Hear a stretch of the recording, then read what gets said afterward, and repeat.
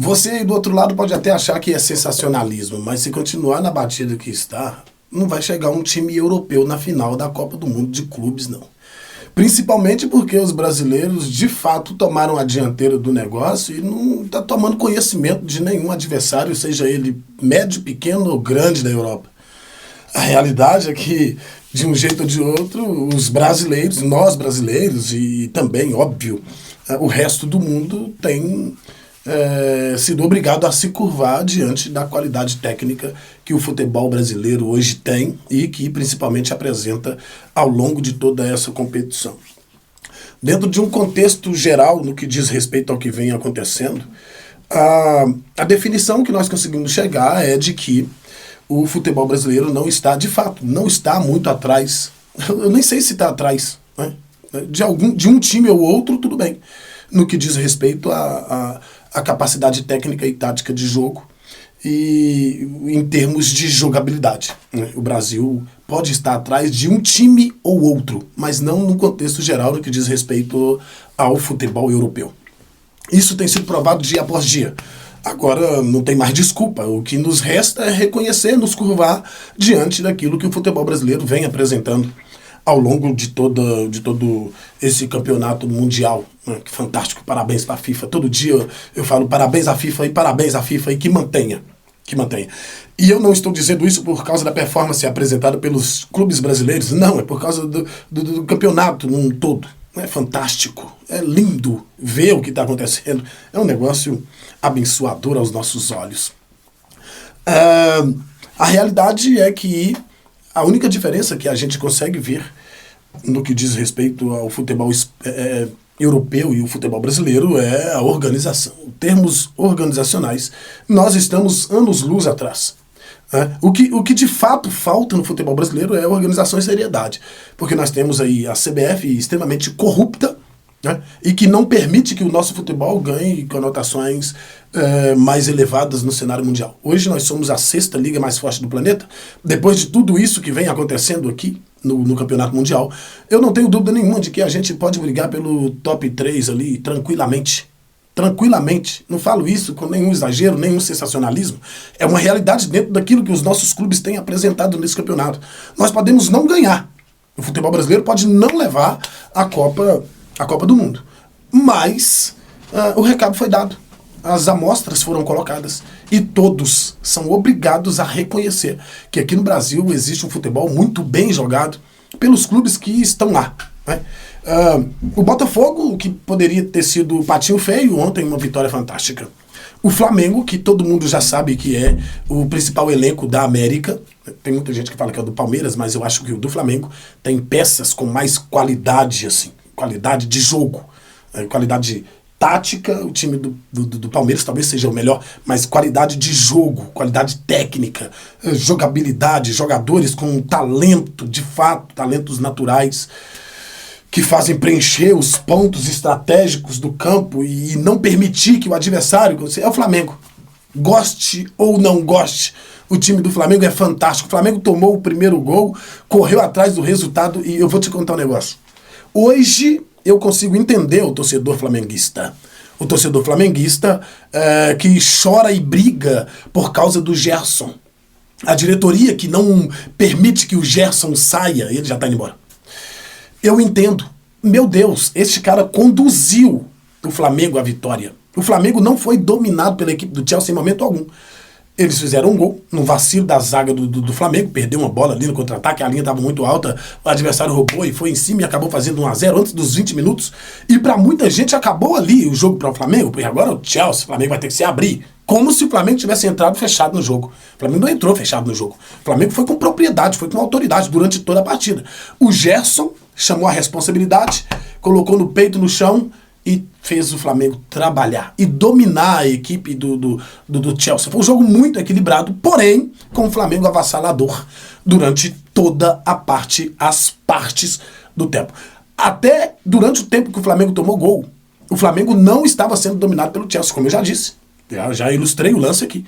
Um vacilo, uma perda de bola no setor de meio campo pela defesa do Flamengo, um contra-ataque de um jogador só e gol. Não é? A partir de então, meu compadre, Flamengo com a bola o tempo todo. E o todo-poderoso Chelsea da Inglaterra, com investimentos absurdos, não conseguiu segurar o ímpeto do Flamengo. Um ataque rápido, dinâmico, com jogadores trocando de posição o tempo todo, com um lateral direito, que, tá na seleção brasileira, um garoto, jogando muito, saindo extenuado, coxa dando problema, sentindo cãibra de tanto correr, porque enfrentava um grande rival. O adversário era muito forte, mas o Flamengo é melhor. O Flamengo é muito melhor. Para você ganhar um jogo de virada de um clube europeu aí, onde, né, a história diz que brasileiro não vencia europeus, até o Flamengo mostrar a força do seu elenco. Todo mundo que entrou do banco, que saiu do banco de reservas e entrou no jogo, foram responsáveis diretos pela vitória, né? Desde os veteranos aos garotos vindos da categoria de base. O Flamengo é muito forte. O futebol brasileiro tá nadando na crista da onda, domina o mundo hoje. Hoje. O futebol brasileiro domina o mundo. Pode ser que a coisa possa degringolar, venha degringolar mais pra frente, mas agora não, meu compadre. E a gente tá vendo um monte de nego falando assim, eu quero ver no mata-mata. Então espera pra você ver, ué. É só esperar pra ver. Não tem como você ver com antecedência. O que você vai ver agora é na fase de grupos e os clubes brasileiros dando show no Campeonato Mundial, na Copa do Mundo de Clubes, que é um sucesso já, tá? Uma amostragem do que o futebol brasileiro tem. Porque o que parece é que só existe futebol europeu e não é. O futebol brasileiro, eu vou falar de novo, e você pode criticar, pode achar que eu tô sendo sensacionalista, pode pensar que eu tô tentando nadar na crista da onda, que eu tô tirando proveito. Quem acompanha Cláudio Silva, lá na Cláudio Silva TV, no canal oficial, você vai me ver falando isso há muito tempo. Tem jogador que atua nos clubes da Europa, porque ele é europeu, porque ele não consegue jogar nem no futebol brasileiro. Não é um, não são dois, não são três, são vários jogadores que têm um nível técnico muito abaixo do nível técnico dos jogadores que atuam aqui no Brasil, sejam brasileiros ou não. Aliás, para os campeonatos mundiais de outros tempos e dos tempos atuais, o país que mais forneceu jogador para disputar este torneio são jogadores brasileiros, é o Brasil. E logo na sequência, quem é que vem? A Argentina. Ou seja, os clubes europeus, eles chegam onde chegam com jogadores sul-americanos na maioria das vezes. Pode puxar aí, sejam brasileiros, argentinos, colombianos. Os clubes europeus alcançam o sucesso que alcançam sempre com alguém fazendo parte do protagonismo que não corre nas suas veias o sangue europeu. São jogadores brasileiros, jogadores sul-americanos que resolvem para eles lá. E agora nós temos condições financeiras de segurar esses jogadores aqui. Então, consequentemente, nós estamos retornando aí aos velhos e bons tempos do futebol brasileiro, onde nós enfrentávamos os clubes da Europa. Tapa na cara. Não está sendo diferente. É só jogar com organização, com intensidade, porque qualidade técnica não é pouca. Nós só estamos atrás do futebol europeu no quesito organizacional. Passou disso em termos de jogabilidade. Nós não devemos nada. Não, nós não devemos nada. Talvez um time ou outro, eu já disse isso no vídeo e vou falar de novo, que consegue, pelo seu alto poder aquisitivo, ajuntar muitos jogadores com muita qualidade técnica dentro do seu elenco. Aí ele vai ser superior, sim. Agora, os clubes que, mesmo tendo, né, o poder aquisitivo elevado, mas que divide com os outros o protagonismo no que diz respeito a contratações, estes não estão superiores aos clubes brasileiros. Não estão. O que é melhor lá na Europa são os estádios, os campos, os gramados, são fantásticos, a organização, né, que os caras não costumam ficar roubando dinheiro do outro para colocar no seu bolso. O dinheiro que entra, eles investem no próprio futebol. E aqui no Brasil não acontece isso. A diferença é só essa. A diferença é só essa. O restante... Ô, gente, nós estamos falando aqui de Fluminense, de Botafogo, que conseguiram fazer feitos fantásticos lá. Flamengo e Palmeiras, não. São clubes que já têm um grande investimento. E o Botafogo, que também tem um bom investimento, mas é time de menor expressão no nosso país. Aí agora pense você... Organizado. Não estou falando dessa bagunça que é o futebol brasileiro, não.